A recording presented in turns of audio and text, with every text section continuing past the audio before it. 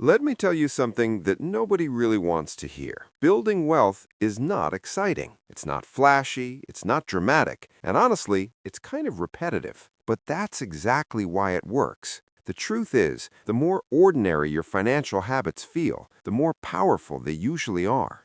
So today, I'm sharing 10 simple, low-key habits that have saved me a serious amount of money over time. None of these are complicated. Most of them are actually pretty boring, but they work. Habit 1. Repeating meals every week. This is one of the simplest habits I've adopted, and it's also one of the most effective. Instead of constantly trying new recipes or figuring out meals from scratch every week, I rely on a small rotation of foods that I already know I enjoy. Think 4 or 5 go-to meals that you can make without overthinking. At first, I assumed this would feel restrictive or boring. But in reality, it made my life easier. Because here's what happens when you don't have a system. You go grocery shopping without a clear plan. You buy random ingredients just in case. You forget what you already have. And eventually, some of that food ends up going bad, which is basically the same as throwing money away. When you repeat meals, your grocery list becomes predictable. You know exactly what you need,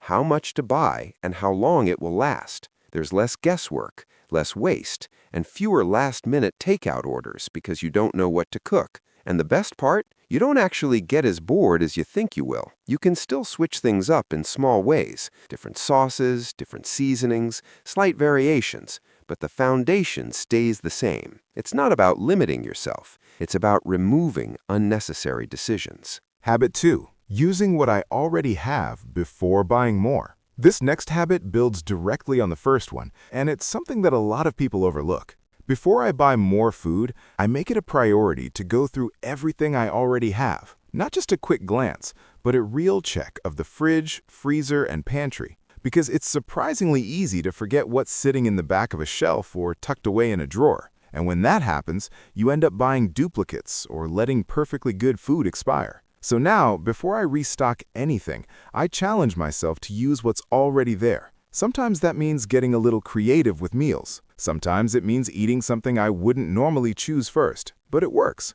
It reduces waste, it stretches out the time between grocery trips, and it forces me to actually get value out of the money I've already spent. There's even a point, usually right before I go shopping again, where I'll have what I call a use-it-up phase. That's when I intentionally build meals around whatever is left. It might not be the most exciting week of food, but it's incredibly efficient. And again, this is one of those habits that doesn't feel impressive, but adds up in a big way over time. Habit 3. Being selective about buying in bulk. For a long time, I thought saving money meant buying everything in bulk. That's what everyone says, right? Buy more, save more. But what I didn't realize at first is that this only works if you actually use what you buy. Otherwise, you're just spending more up front and wasting the rest. So I had to shift my approach. Now, I only buy in bulk when it makes sense for my lifestyle. Things that I know I'll definitely use, like certain staples or items with a long shelf life, those are worth stocking up on. But for anything that can go bad quickly, I keep it simple and buy smaller amounts. Because there's a difference between saving money and just feeling like you're saving money. Buying a huge quantity of something you don't finish isn't a deal. It's a loss. And this is especially true when you're shopping for your ideal self. You know what I mean. The version of you who eats perfectly, cooks every meal, and never wastes food. It's easy to shop for that version of yourself, but it's more important to shop for who you actually are right now. Habit 4. Making everyday coffee at home. Let's talk about something a lot of people struggle with. Small daily expenses. For me, one of the biggest ones was coffee. And the issue wasn't the cost of one drink, it was how easily it became automatic, something I didn't even think about. So instead of cutting it out completely, I changed how I approached it. Now I separate everyday habits from intentional spending. If I just need coffee to get through the day, I make it at home. It's quick, it's easy, and it does the job. But when I go out for coffee, it's for a reason. Maybe I'm meeting someone. Maybe I need a change of environment. Maybe I just want a break.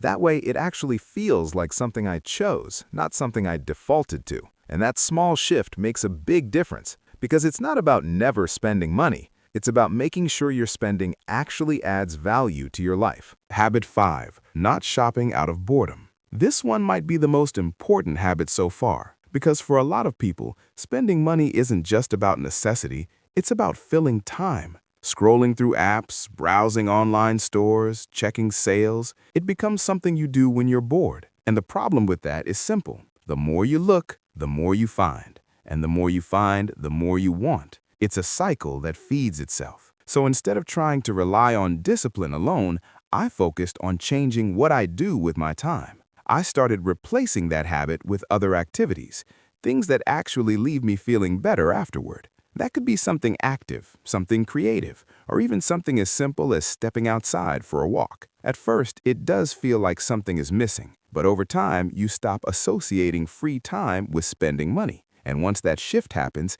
everything gets easier. Habit 6. Creating boundaries around spending. One thing I realized pretty quickly is that relying on willpower alone is exhausting. If every purchase turns into a mental debate, you're eventually going to give in. So instead, I started setting simple rules for myself. Not extreme rules, not unrealistic ones, just small boundaries that remove the need to constantly decide. For example, one rule I follow is that I don't buy anything first thing in the morning. That might sound random, but I noticed that early in the day I was more impulsive. I hadn't fully warmed up mentally yet, and it was easier to justify things in the moment. Another rule is that I don't make bigger purchases on my phone. If I really want something, I have to sit down, open my laptop, and look at it properly. That extra step might seem small, but it creates friction, and friction is powerful. It gives you time to think, to pause, to reconsider. Sometimes I'll even delay a purchase entirely. If I still want it after a day or two,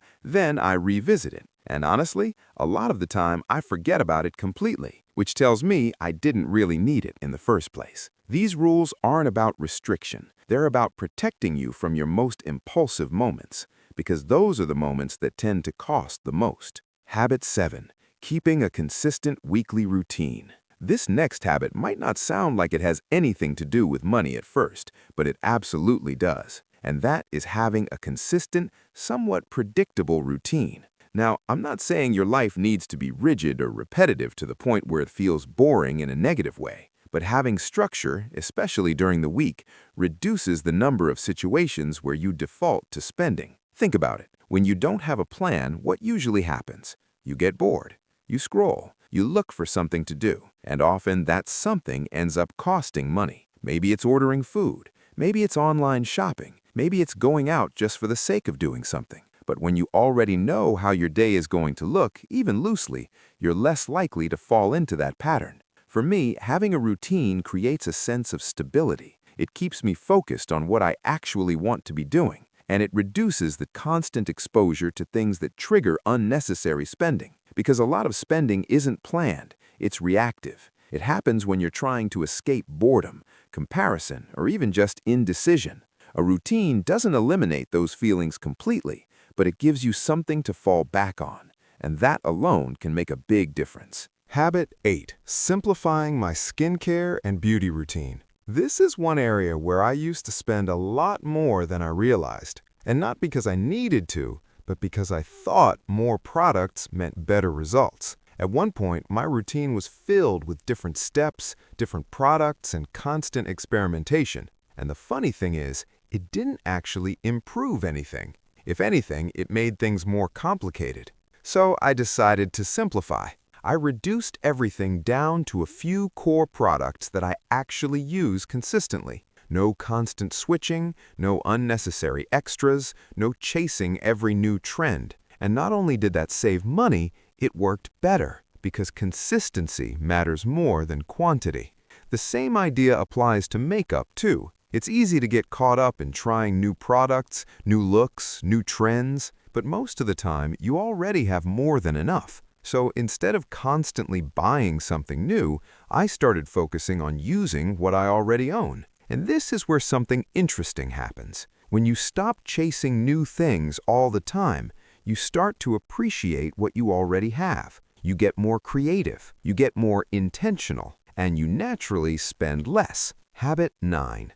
Wearing what I already own. This habit applies to more than just beauty products, but it's a great example.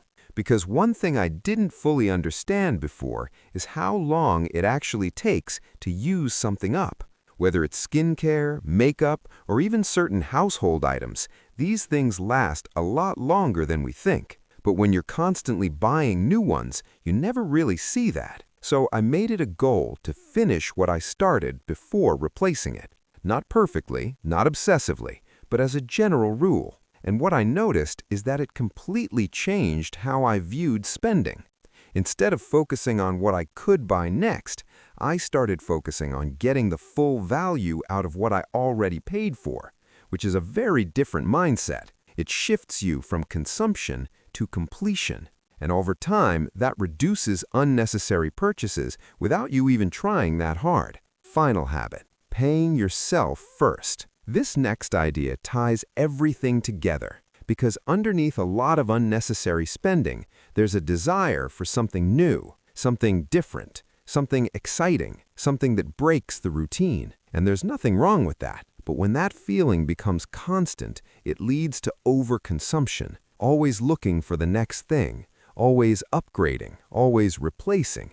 So one of the most powerful shifts I made was learning to sit with what I already have, to stop chasing newness all the time, and instead find satisfaction in familiarity. That might mean wearing the same outfits regularly, cooking the same meals, using the same product, and instead of seeing that as boring, seeing it as stable, because there's a certain kind of peace that comes from not constantly wanting more, from not feeling like you need to upgrade your life every week. And once you reach that point, saving money doesn't feel like effort anymore. It just becomes your default. Let's be honest. This is the habit most people avoid, not because it's hard, but because it feels tedious. Tracking your spending isn't exciting. It's not something you look forward to, and it doesn't give you instant gratification. But it is one of the most important things you can do.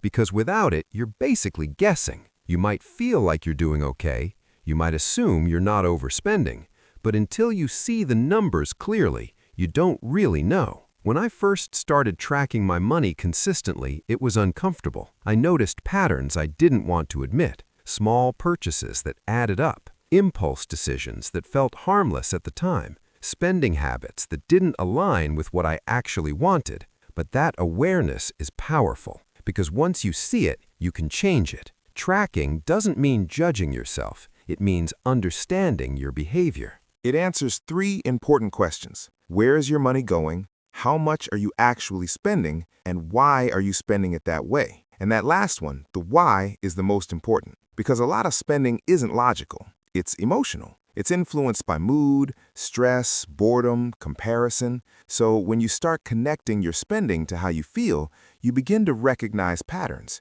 Maybe you spend more when you're tired, or when you're stressed, or when you're scrolling through certain apps. And once you notice those patterns, you can interrupt them. That's when real change starts to happen. Now, let's talk about something that changed everything for me. Saving money, but doing it in a way that doesn't rely on discipline. Because here's what most people do. They earn money, they pay their bills, they spend what's left, and then they try to save whatever remains. But the problem is, there's usually nothing left, or not enough to make a real difference. So instead, I flipped the order. Now, saving happens first, before I even have the chance to spend anything. And the easiest way to do this is automation. A set amount of money gets moved into savings automatically. I don't have to think about it, I don't have to decide, and I don't have to rely on motivation. It just happens. And this works because it removes temptation entirely. You're not constantly choosing between saving and spending. The decision has already been made. And over time, those automatic contributions add up faster than you expect. This is one of those habits that feels almost too simple, but has a massive long-term impact. If you take anything away from this video, let it be this. The habits that build financial stability are not exciting. They're not glamorous. They're not impressive. They're simple, repetitive, and easy to overlook. But they work because they remove chaos, they reduce decision-making, and they create structure. And over time, that structure turns into freedom. Not the flashy kind you see online, but the quiet kind. The kind where you're not stressed about money. The kind where you feel in control. The kind where you're building something stable in the background. So if your financial habits feel boring right now, you're probably on the right track. If you want to take this a step further, the next thing to focus on isn't just saving money, it's organizing your entire financial life in a way that actually makes sense.